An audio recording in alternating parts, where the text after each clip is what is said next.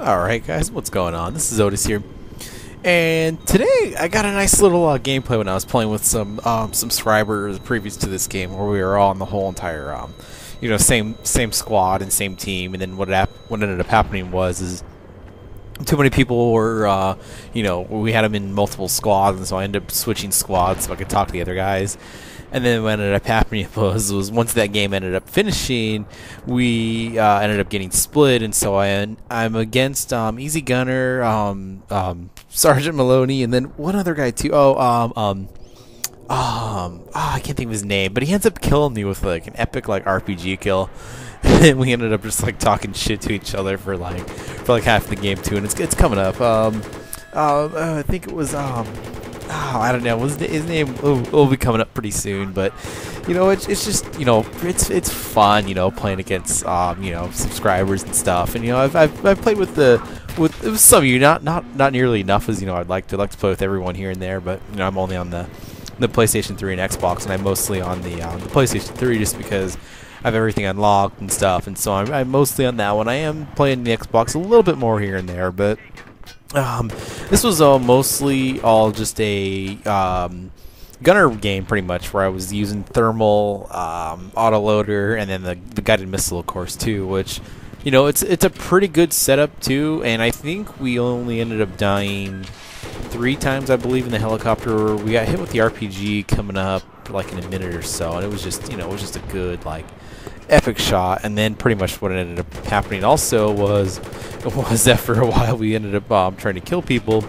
We were getting shot with that's right, the plane. We couldn't kill anyone. The plane would stop at us, and so the plane ends up suiciding into us, which was pretty hilarious. That he got so pissed off and stuff. But it's sometimes it's the only way to kill me, unfortunately, which it happens. It's kind of unfortunate, and a plane just comes in there and rams you and just blows everyone up. But what, I could understand it. I've done it a few times before too, or if someone's even killed me and taken the helicopter, I'll get in our own and just ram the helicopter to begin with. But you know what, it's all right. But let's see, what did I want to talk about? Oh, I wanted to talk about for all you PlayStation guys and even Xbox guys, if you send me a message on PSN, I'm pretty much gonna do my best to add you. I probably can add at least 10 people. So if you're on the PlayStation, playing Battlefield, and you want to add me, just send me PSN. My name is Otisdis on the thing, even though I call myself Otis just because I like it better too, and the name's just a little bit long and drawn out. And so and then my Xbox 360 name was Catchnade for me, which I'll put that in the description too. I pretty much only have maybe 10 or 15 people that I've got friends with on the Xbox 360, and so pretty much what's happening there is anyone who's on the Xbox 360 wants to add me, just go ahead, send me the invite. I'm adding people when I get on. I'm only getting on the Xbox probably about once, maybe twice a week. I'm starting to do a little bit more, but like I've said in my previous videos, the really hard part for me in the Xbox is I'm just not used to the controller yet, and so I'm very limited on the Xbox. I can't be as nearly awesome as I can on the PlayStation. That's just because I've been playing the PlayStation since PlayStation 1, and so I've got that muscle memory, and I just know how to use the controller, and just that's what my body's used to playing and using, and so that's the reason why I'm always on the PlayStation 3, and then everything's unlocked for the PlayStation, because I don't want to just spend the time to unlock the things in the Xbox. It's pretty unfortunate when you're in a helicopter or airplane or tank, even you've got all these goodies and stuff that you use on the PlayStation,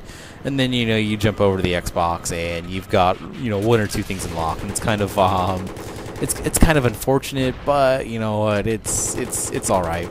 And then another thing too, I've gotten some messages from people too when I've been playing on the PlayStation who I've added and stuff, and they say I don't want to play against you, I don't want to kill you, because I know some people on YouTube, if you're on their friends list and stuff, and you play with them, they don't want you playing against them and killing them and whatnot. And to be honest with you, I don't really care who kills me. A lot of times people are a lot better in this game at me, especially in certain aspects of it.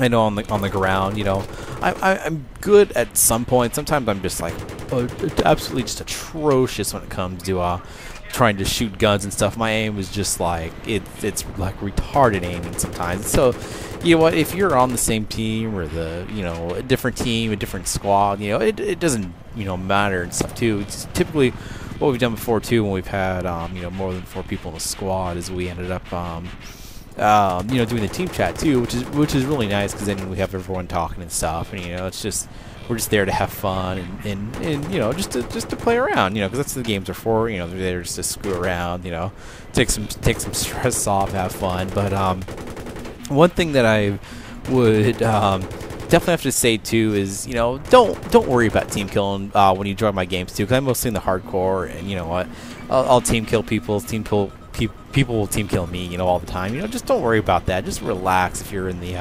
hardcore games with me. Don't worry about it too. And then for some of you too who don't know about this yet, but they just recently did a server side update on both the consoles and the PC. So it's already completed.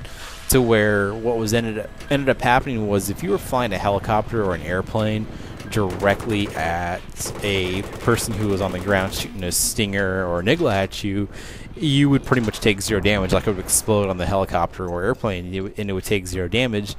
And then what was happening too is certain missiles, when you went to like your left or your right, you could dodge them pretty easily again, even though you weren't supposed to after the patch. And so they ended up going in there and fixing it. And so if you're pretty much using missiles now, you're going to be able to kill everyone at least all the time, or at least if you don't get any kills, you're going to be able to get disabled all the time, which is pretty nice. And I think one thing that's kind of unfortunate in this game now too is the extinguisher is pretty much obsolete. It's absolutely the worst thing to use in this game.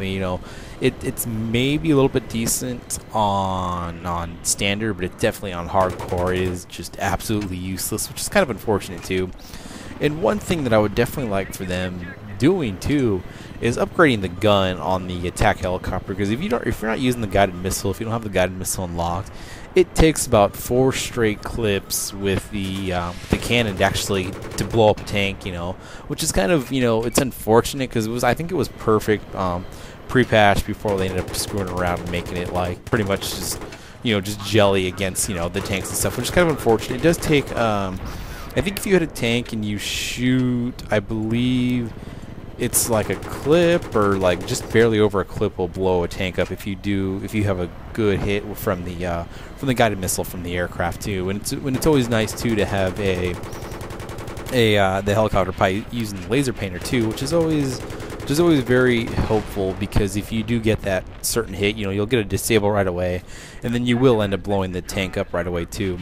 But I want to talk about, a lot of people say, how I've gotten so many points and stuff, with the helicopters. I get messages like that and stuff too all the time. And pretty much on my scout helicopter, I believe is a level, or not level, but I've got 8 stars in the scout helicopter, and I've got 7 for the attack helicopter. And pretty much what you want to do is you want to learn how to start hovering a little bit better, like hovering in circles, I'd always say, or at least learn on certain maps, or at least Conquest is, because Conquest is the best places to fly any of the helicopters, just because you're able to fly around and capture points, because capturing points is what will get you like what you need to unlock stuff, or if you've already got everything unlocked, going to your next star to pretty much just get your dog tags or just other stuff too, or just even to brag about it like I do sometimes, saying I've got all 7 and 8 stars in the attack and scout helicopter, which is pretty nice to say, because typically people will have like one helicopters, like 10 stars or whatever, and they'll have maybe like 1 or 2 on the other one. But it's like I'm at least able to go and brag and say, hey, I've got 7 and 8 on this scout and the attack, and so it's mostly just like a bragging thing too. But with the stingers and the iglos now too, which pretty much for the attack helicopters, you definitely have to use ECM jammer for the pilot. And I think thermal's going to be absolutely obsolete now for the gunners too, and that's just because they're going to have to use ECM in the flare combo if you want to stay alive. And so what you definitely have to start doing too when you start flying the planes, kind of start looking to where people are running and stuff when you see people moving, because it's definitely a lot harder to get your target acquisition once you are not using thermal and stuff. Like, it's a lot harder to see people, even if you have an HD TV, and if you're using hardcore too, we don't have the spotting techniques in the hardcore, it's really hard. But if you're on standard and you're flying the gunner position, just spam that just spam the select button. That's like all you need to do like the whole entire time. And that's what I always suggest all the time to do, is just spam that button, because then you'll at least know where people are. Even in hardcore, you can spam it because your guy will say, you know, oh, target acquired, or whatever they say when you actually mark someone. And it's definitely, it'll get you some extra points too, because even if you mark someone on hardcore, or it doesn't show up, but if someone kills them, that's 10 points. So if you're in a vehicle, that's another 10 points. You get 10 spots or whatever in a game. That's 100 points, and that equals a kill, which over time will definitely add up. And with the capturing the points too, with the RPGs and the grenade launchers actually killing you in one hit too, you definitely want to be careful too, because I've been a lot more definitely careful after I've captured points since the patch, because if one of those hits you, it's blowing the helicopter up, and it's not really worth it to possibly get 500 points or to be out like a minute and 20 seconds, because the helicopters respawn in a minute and 20 seconds now. And it's just you could get a lot more points just flying around killing 5 people, or blowing up a tank and getting like 2 or 3 kills from that too, than capturing a point. And so you always have to kind of like lean of, what should I go in there and try to capture the point, because when you're capturing that point too, still, if it's controlled by the enemy, they can spawn there still until you neutralize the flag, and so you have to be watching out for that. And especially if you don't have thermal on, you don't know exactly where they are and stuff too. Another thing I want to say too, some of the things I've said in this video too, I've said in previous videos too, but I'm starting to get a lot more subscribers and stuff. Pretty much every day I'm almost averaging at least like 1 now, which is really good, I think, at least, which I'm very, very happy with. Is with that below radar too, you've got to remember that if you're above radar and someone locks on you and fires a missile, and then you get below radar, that missile's still coming at you. So unless you flare, it's gonna hit you. So you've got to watch out for that, because a lot of people are saying, oh, the under radar still sucks, it's still broken. No, you've got to watch out for that. You've got to go below the radar before they fire that missile, because if you don't, it's gonna lock onto you and hit you unless you have flares. Another thing too is you guys still have to watch out for the javelins and tank missiles, because about half the time, if you do flare, those things will still hit you. Because what I've seen, what they're doing is they'll fly around, they'll fly towards the vehicle, and when that ends up happening is once they flare, like the missile kind of goes like, it swings around the helicopter too, and so what ends up happening is it does eventually hit you after about like 4 or 5 seconds once the flares are gone.